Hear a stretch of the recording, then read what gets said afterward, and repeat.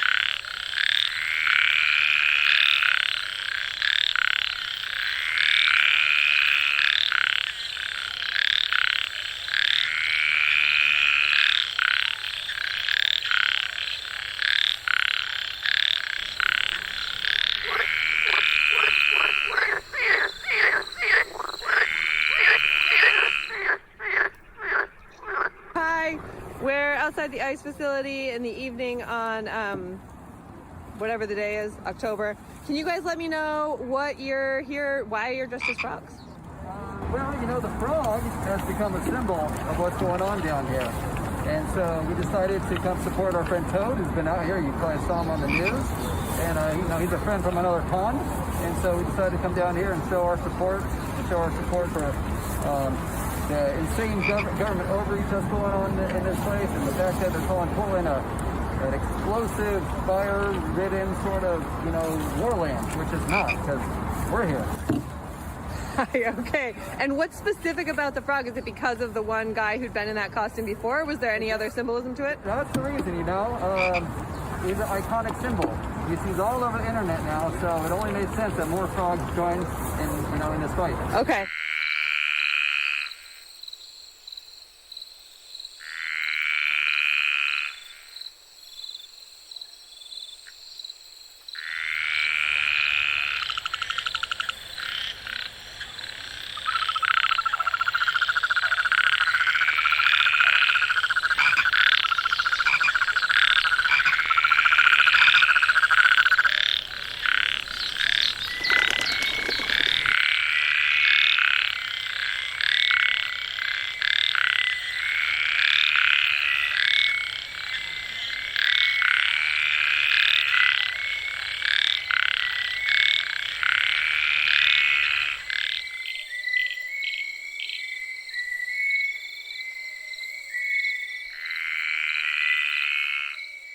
One breath away from Mother Oceania, your nimble feet make prints in my sand. You have done good for yourselves since you left my wet embrace and crawled ashore. Every boy is a snake, is a lily. Every pearl is a lynx, is a girl. Sweet like harmony, made into flesh.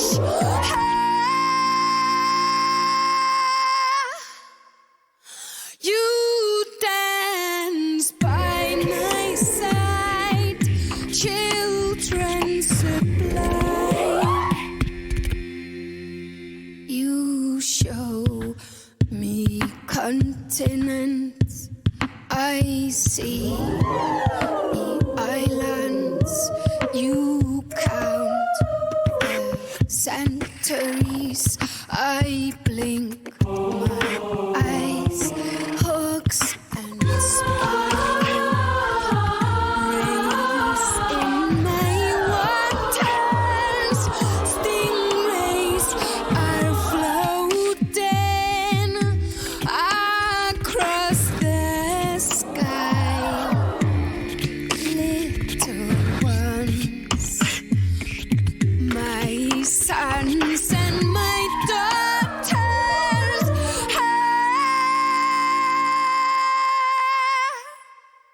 Your sweat is salty. I am why. I am why.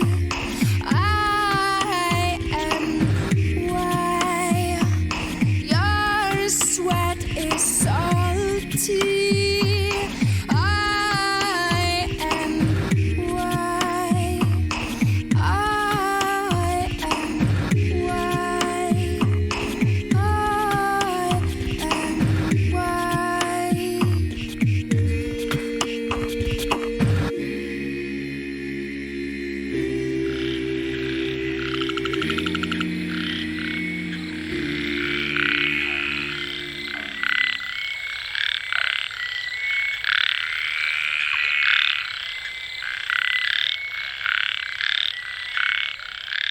I grew up here in rural Iowa and grew up on the rivers a lot, was deeply connected to the peace and joy and beauty that the river provided, particularly the Raccoon River. Grew up there swimming a lot, and I think I've carried that love with me like all of my life and that respect for Mother Earth. And I've also witnessed the desecration and the pollution that that has occurred in my lifetime over the last couple of decades.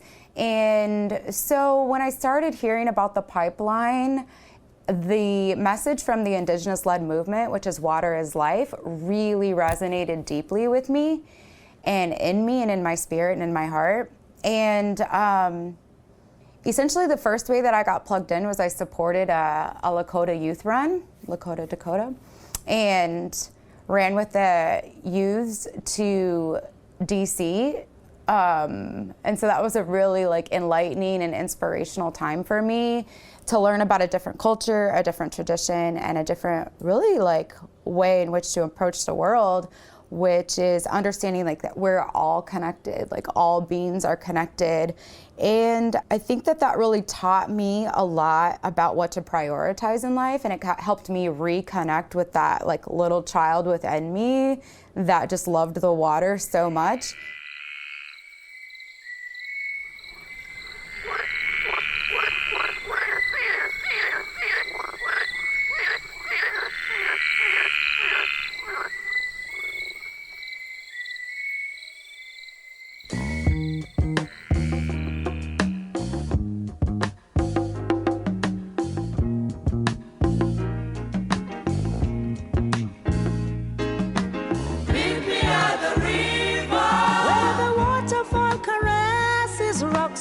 mountainside. Meet me at the river.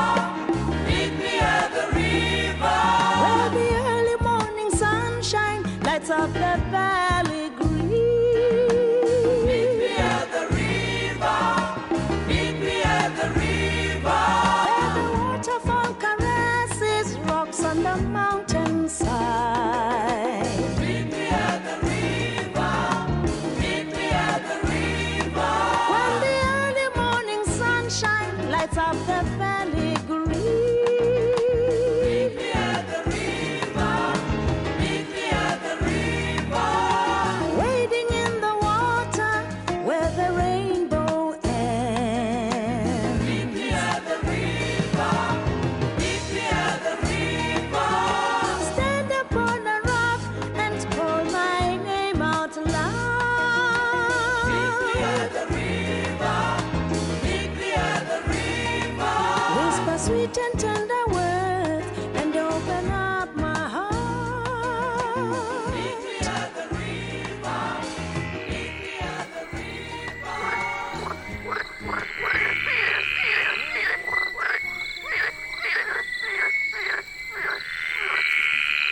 Mariam Makeba wants us to come down to the river, and we will say something that she has not known, she has not heard. The river, the water, carries the mystery to her. Well, we do it together, don't we? She invites us to do it with her, but it has to be at the river. Bjork is the ocean. In her song, Oceana, all of the instruments are her voice. She is the water. She's the water human, the water animal.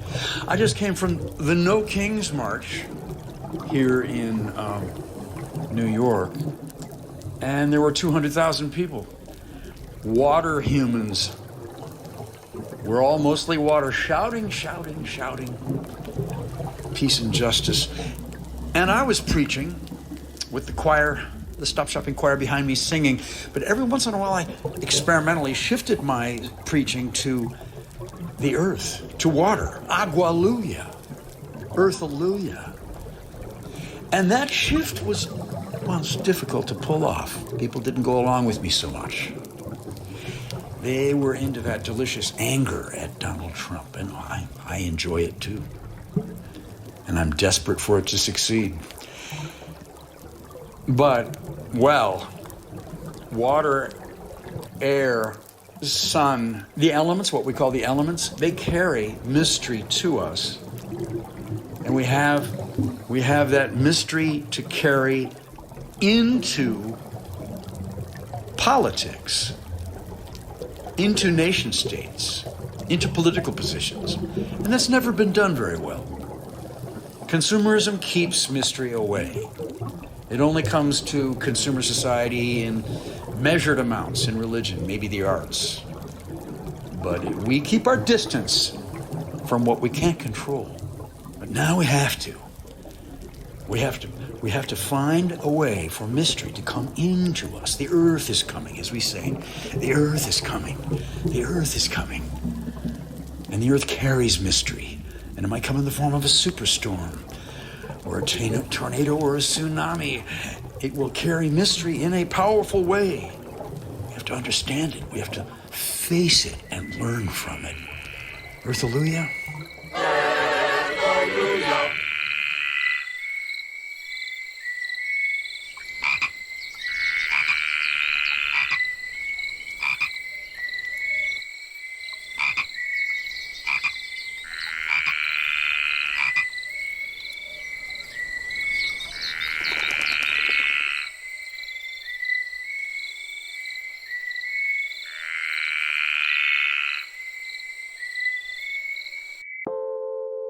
Hello and welcome to News from the Natural World. I'm Savitri D.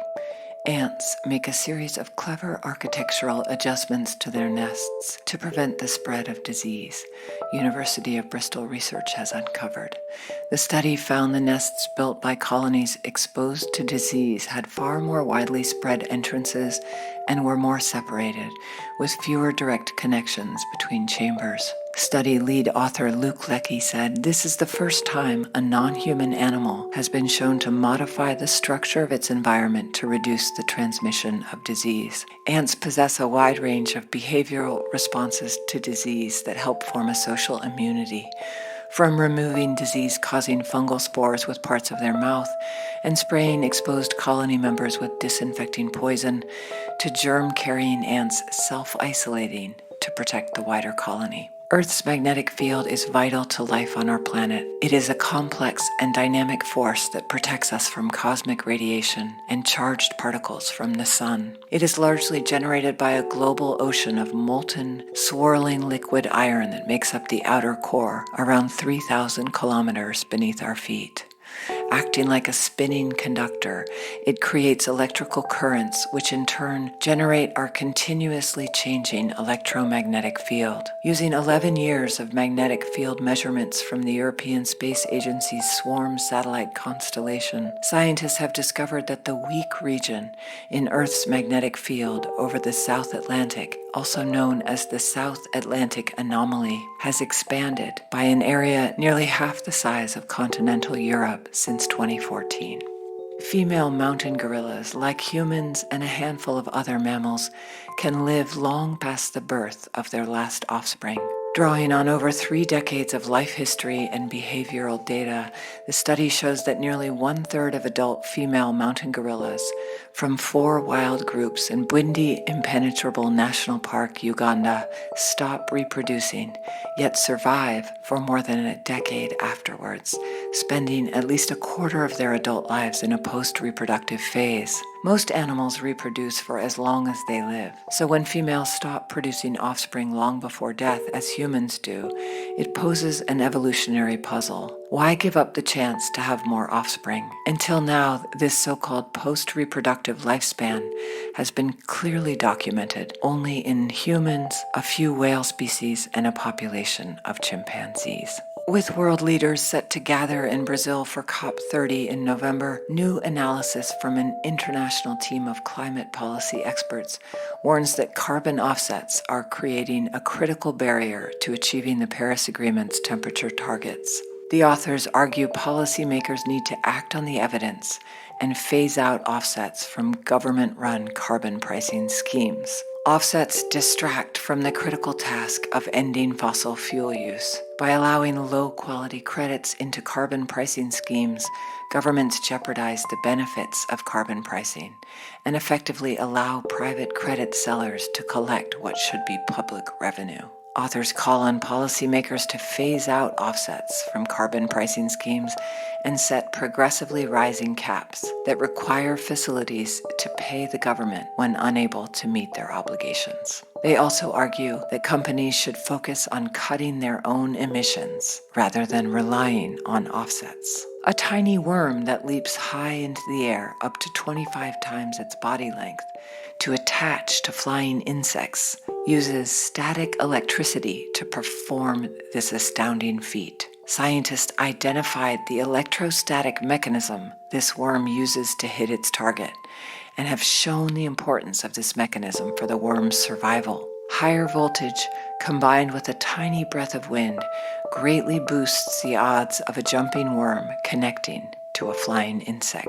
While the phenomenon of static electricity is little more than an annoying shock at the human scale, emerging evidence shows that static electricity plays a crucial role in the lives of many small organisms. In 2013, it was discovered that spider webs take advantage of the charge of flying insects to electrostatically ensnare them as they pass by. Other research has shown how electrostatics help bees to collect pollen, flower mites to hitch rides on hummingbirds, and balloon spiders to drift on silk strands over long distances.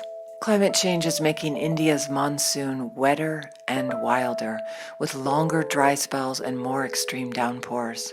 The Indian summer monsoon, which delivers about 80% of the country's annual rainfall, usually sweeps in from the Arabian Sea in early June and retreats at the end of September. This year, the monsoon arrived a week early, the fastest onset in 16 years.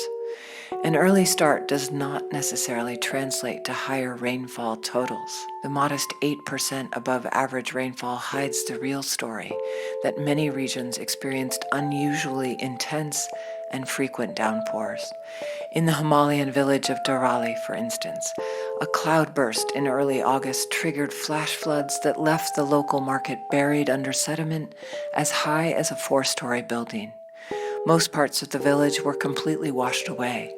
Scientists suspect melting glaciers and cloudbursts, both linked to a warmer climate, were to blame. In Punjab, a state of 30 million people often called India's food bowl, heavy rains drowned crops across 23 districts of the state. And in the east, the huge city of Kolkata received 13 inches of rain in a day, more than half of what London gets in a whole year. Remnants of a powerful typhoon swept into western Alaska's Yukon-Kuskokwim Delta on October 12th, producing a storm surge that flooded villages as far as 60 miles up the river. The water pushed homes off their foundations and set some afloat with people inside. More than 50 people had to be rescued in Kipnuk and Kwigillingak. Hundreds were displaced in the region, and at least one person died. Typhoon Halong was an unusual storm, likely fueled by the Pacific's near-record warm surface temperatures this fall. Bears have killed a record number of people in Japan this year. Bears are hungry because of shortages of food such as acorns, which has been blamed on climate change, and are encroaching more into towns where the human population is aging and dwindling. Experts say that warmer weather is also affecting the hibernation patterns of the animals. These brown bears can weigh more than 1,000 pounds and outrun a human. The new total of 7 deaths in the current year is the largest toll since 2006, when statistics started. And now, the sounds of extinction. The slender-billed curlew. The slender-billed curlew is an extinct species of curlew native to Eurasia and North Africa. The majority of the former population bred in the Kazakh steppe and was migratory, formerly wintering in shallow freshwater habitats around the Mediterranean. This species has occurred as a vagrant in Western Europe, the Canary Islands, the Azores, Oman, Canada, and Japan. Little is known about their breeding biology, but the few nests observed had 4 eggs. The last well-documented nest was found in 1924 near Tara in Omsk Oblast, Siberia. After a long period of steady decline, the slender-billed curlew became extremely rare by the late 20th century, then thought to be fewer than 50 adult birds, with the last verified sighting from Morocco in 1995. In November 2024, the species was declared globally extinct. And hear the sound of the slender-billed curlew.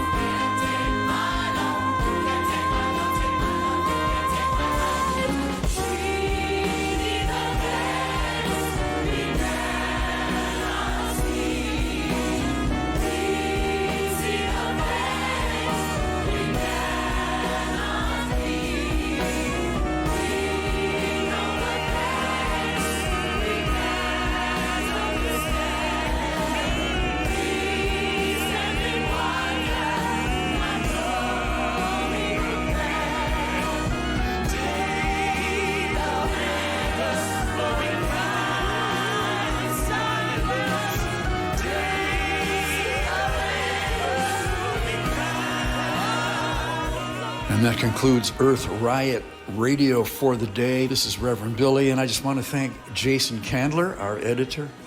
I want to thank Savitri D, the